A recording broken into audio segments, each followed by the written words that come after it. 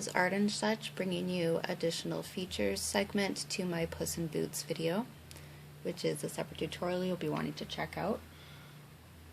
I will be showing you in this how to make the eyes and give you a couple of choices for how to do that. I'll be showing you how to make the arms, and if you really like the chubby Puss in Boots from the later Shrek movies, I'll explain how you can get that effect as well. So starting with the eyes, I used beads on this version. To do that, we take a couple of small pony beads. You can use whatever you have handy there. We thread it onto a piece of dental floss, both pieces.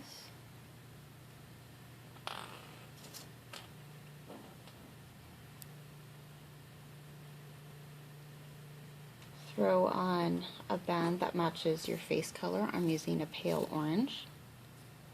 And bring your dental floss back through both those pieces. Slide it onto the elastic. And you can put this on a holding hook or just on the side. When you do attach this, you'll make sure to slide your eyes apart. So this is option 1. Option 2, you can do this using your hook.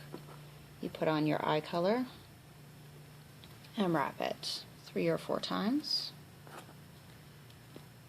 A second eye, 1, 2, 3, and throw those onto a single face colored band, similar to the beads, but it'll look a little larger in the face. And if you don't have beads, this is a good alternate option. You can use whichever color you like. So once more, put that on a holding hook, place it to the side. And the third way you can do this is, and this is what I intend to do in my video, you'll take a black one to give him that really wide-eyed look. Wrap that 3 or 4 times. And we're going to take a second one of the eye color. Normally we would wrap it twice on either side, but I'm going to do it once and we'll pull these into the back later so that we aren't overwhelmed by the green. It's okay if it's a little bit loose right now. We're going to do a second eye. I'm wrapping it 4 times. And once more, single green, looped once on one side, once on the other. Pull it onto a face fur colored band and try and keep it as close to that order as you can. You'll want to put this on a holding hook for later. Or if you remember this technique, you can pull this up and make this right when it's time for the video. If this looks a little too loose for you, you can always double loop the greens over, but you'll have more green showing up. Alright, so our next piece is for the cape, and you'll need the rectangular layout for your loom. This is based on the Queen Elsa cape, I believe. So we're starting with our cape color, which is black, and you're going to take a single from each of your top side pegs to your second pegs on either side. Double black bands going from the second peg on the side to the second in the middle, and the middle to the second on the right side. And from here you're going to use double bands going down peg to peg straight to the bottom. For our holding bands, we're going to use just single bands. This keeps it nice and loose and flowing. If you have a double loom, or you want to put 2 looms together and make your cape broader, that's also always a possibility.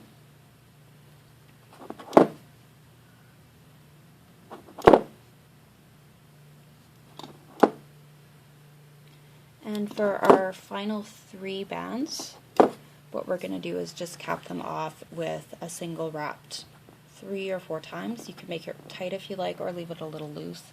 And you'll do that for each of those 3. I'm just going to get you started here, and then I'll let you do the rest on your own. So undo your cap, lift your bottom 2 up, loop it forward, lift your cap, bottom 2 up, lift it forward, undo your cap last time, bottom 2, lift it forward, and you'll continue this right until the end of your loom.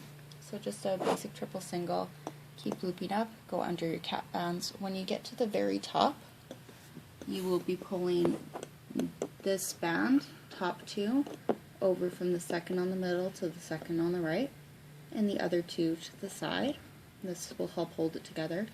And this is once you've looped it all up. So your last step at that point would be to loop the bands that are here to here, here to here, stick your hook under, and you'll pull this off, put it on a holding hook, or leave it on your current hook. So that will be done by the time I see you next, and you'll get an effect a little bit like this. It's really nice. It's got a nice loose chain to it. And our final option for this part is our extension. So if you'd like Shrek to be a little chubbier or tubbier, right around the center, we start with 2 fur colored bands. You can use a darker orange, lighter orange, throw in some white if you want. Another 2, another 2. We do this going down to the end of the 6th peg, and double bands looping down diagonally to the center. Let's skip that first one. These act as capping bands, and they'll fit onto the body as caps as well. Just going to pull it up a little bit. So go under your cap, loop it up, under your cap, loop it up, all the way to the top.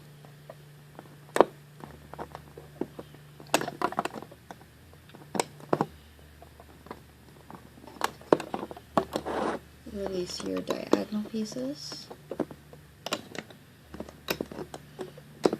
When I get to the video, I'll show you, I'll point out where you would be attaching this and how. So don't worry about that too much. You will need to make 2 of these pieces, 1 for either side, and it should come off a little bit like this. You can put that on a holding hook as well for later. And our last piece for now is the arm. So to get this arm, this effect, with that little bit of a bend in the elbow, I started with a single white looped twice. This is a paw. A single orange wrapped onto itself, so doubled. And I'm going to bring this white on top of there. And we will do this another 2 times with orange. 1,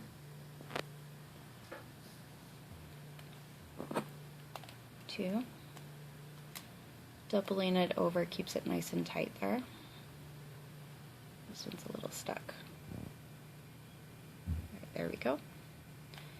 And what I did in this middle part, you can keep going with doubled over, or for the middle band, you can take 2 separate singles, bring this on top, bring it back, and then complete your arm with 3 more doubled over singles.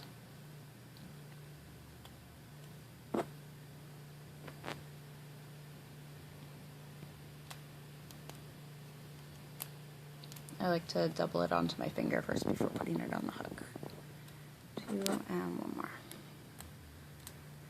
So if you are opting for the longer arms rather than the short arms below the hat, like so, you will want to make a second one of these.